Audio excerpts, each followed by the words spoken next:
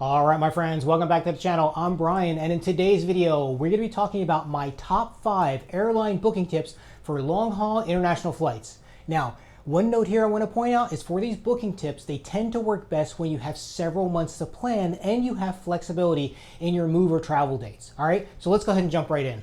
Okay, my first tip for booking international flights is using flight calendars, and there's no surprise here, we all use them, okay? But I'm gonna teach you a few tricks on kind of how to notice when prices drop, all right? So now I tend to use Google Flights for kind of just a quick scan, use the calendar option there, and the Explorer option, just to kind of get an idea of pricing. But because I'm also a member of Star Alliance, which is part of an airline miles program, I really like to use United Airlines calendar feature because it shows me both airline points and also airline or cash, so I can use a combination of both. That's why I like using that calendar. Okay. Now the first trick I want to talk about here is, and this is going to work on all booking sites and all calendar booking sites for the most part on a lot of the sites out there, is you want to look about 4 to 5 months out.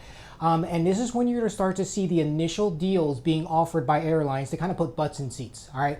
So right now we're here in June. And so typically what I'm going to do is I'm going to look 4 to 5 months out. So something like October, November. And I'm going to want to start looking for the price breaks on international flights. So I'm going to pull up the calendar and I'm going to kind of push all the way out those 4 to 5 months. And it's easy to see. It's going to look like this. Okay. Because what you're going to see is the future dates are going to be all kind of fixed and very similar pricing. And they're going to be much higher. So they're just kind of like, placeholders basically. Then you're going to immediately see this massive price drop and all basically the prices are going to be changing, okay? This again is where airlines are making this initial offer to put basically people in seats so they can fill up the planes. Now, this is also a great deal to find where you can start using airline points, right? Airlines will start to make these offers in the very beginning to their frequent flyer members, right? And this is where you're going to find some of the best deals for booking these flights, right? And the other thing is, this is where you also get some of the best seating options at this early stage, because again, they're filling it up, there's nobody on the plane, so you can get some really good deals. Now, this can be very day and also time dependent. So once you see this break, right, about 4 to 5 months out, you want to start basically setting price alerts and also checking back every 1 or 2 days because, sometimes you may have heard this before where, if you're booking on weekends or you're booking during the week, airlines are going to move those prices up and down. And I like to kind of look at this block of time, specifically if I know I'm going to be traveling internationally 4, 5, 6 months out. This is when I will start basically looking to block out these, and I'll wait for that price to change and those offers to be made. Okay, number 2, my second tip. And speaking of seating options, let's go ahead and look at my second tip here. And this is basically using applications like SeatGuru or something like that to avoid issues, being like getting a bad seat, you're next to a galley, you're next to basically a bathroom. We all kind of know that and kind of look for that, okay? Now, one thing I tend to also do is I look very closely at the aircraft type when it comes to a long haul route. I always basically want a 2-aisle wide body aircraft because they tend to be much more comfortable, they're more spacious, you can walk around, they got larger bathrooms. It just gets you a better experience, okay? And sticking with experience, this also kind of comes in this number 2 tip here, is in general, I often recommend traveling internationally using international carriers, right? So yes, sometimes it will cost a little bit more. You may pay a little bit more, even for an experience like in coach, but it's going to be so worth it, all right? So let's be honest, there's a huge difference between flying a domestic, carrier, let's say from the US or something, even in economy class, right? So if you're flying like a Delta or American Airlines versus flying kind of an improved international carrier, somebody like an Emirates, a Qatar, an EVA Air, a Turkish Airways, and many others, okay? And, let's be honest, the international carriers, they have much higher strict professional standards for their flight attendants and their crews, okay? And it's not the same in the West. It's just absolutely true, right? So customer service tends to be significantly better on these other international carriers, especially for long haul flights, because I have been on both, and I'm going to tell you that when I fly like a United, a Delta, or something like that internationally, by the end of that long flight, by the end of a 8, 10, 12-hour flight, the bathroom's nasty. It's just, they don't take care of the plane. In contrast, when I fly somebody like an Emirates or like a Turkish Airways or something, right, the attendants are in there once every hour, 2, 3, and they're cleaning bathrooms, they're cleaning up. So the plane, when it's landing, it's actually in the same, if not cleaner condition than when it left. All right. So it's just a better experience in my personal opinion. So that's my second tip. So if I'm flying domestically in North America, yes, domestic carriers. But the moment basically I'm flying long distance, long international, I'm looking at basically at those foreign carriers because I personally find that they're just going to be much more comfortable. All right, now third tip, and I've kind of already mentioned this about airline programs, and that is if you are planning to move or travel a lot internationally, join an airline program. Okay, this can save you so much money by combining points, buying tickets, paying for upgrades, getting free checked bags and other benefits, getting access to airport lounges and other services. You're going to start basically, again, living abroad. Joining a program, joining a points program is basically a really good benefit because you're going to use a lot of those things, okay?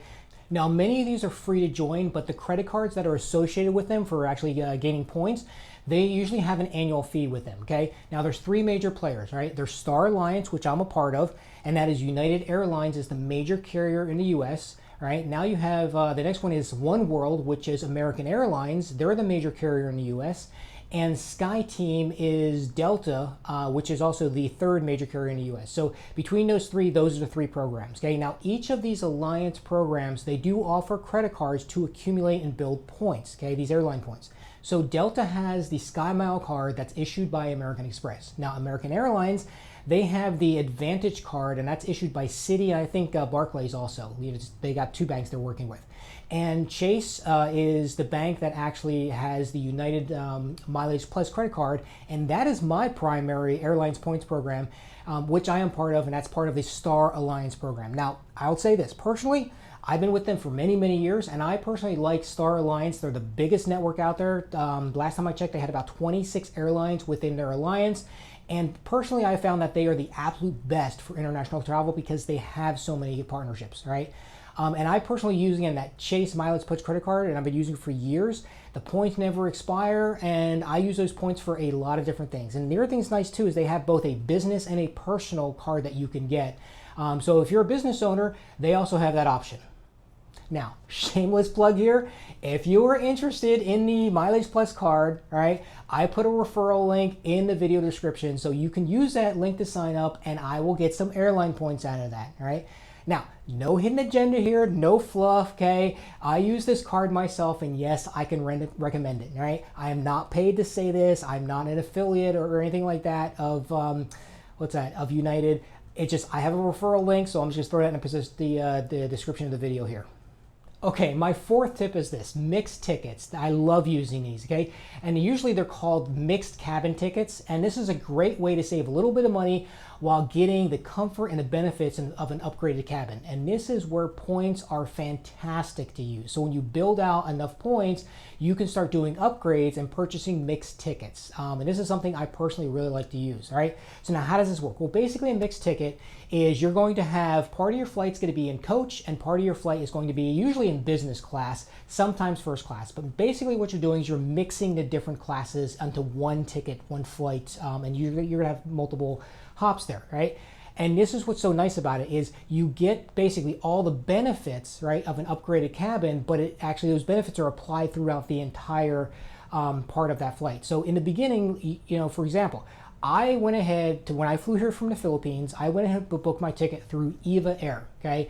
And that came with 2 free, as part of my purchase of that ticket, it came with the 2 free overweight checked bags, and that was 70 pounds each per bag, right, for the entire flight. And this is how it worked basically. So when I checked in Atlanta, and I flew from Atlanta to Chicago, okay, but I flew that, right, on United domestically, and that was part of my mixed ticket, and that was in coach. But when I checked in Atlanta, I still checked in my 2 business class 70-pound bags as part of that ticket.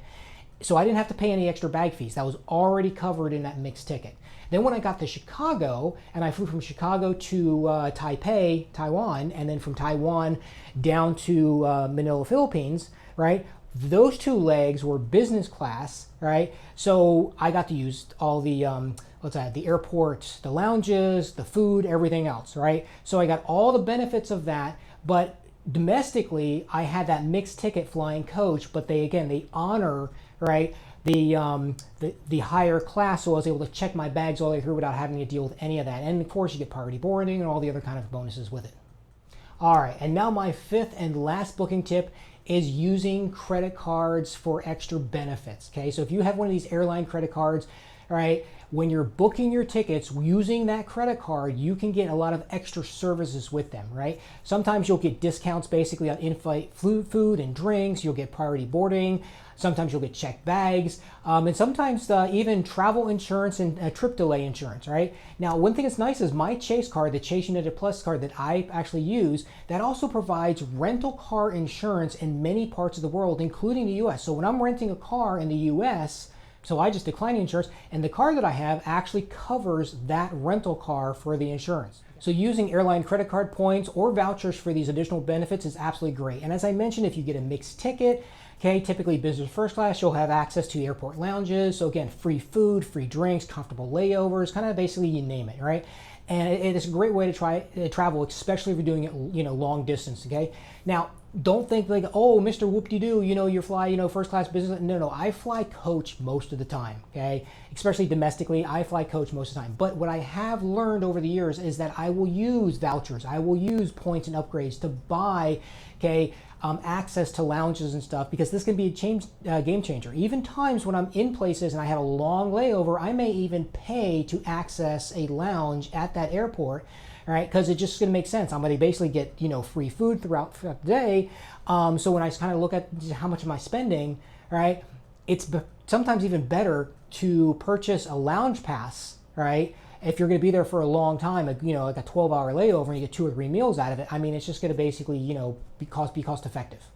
Okay, my friends, there you have it, my tips on booking air travel when traveling internationally. So let's go ahead and talk about this in the comment section. Go ahead and throw your comments down there. And until next time, thank you so much for watching, and I'll see you in the next video. Take care, my friends.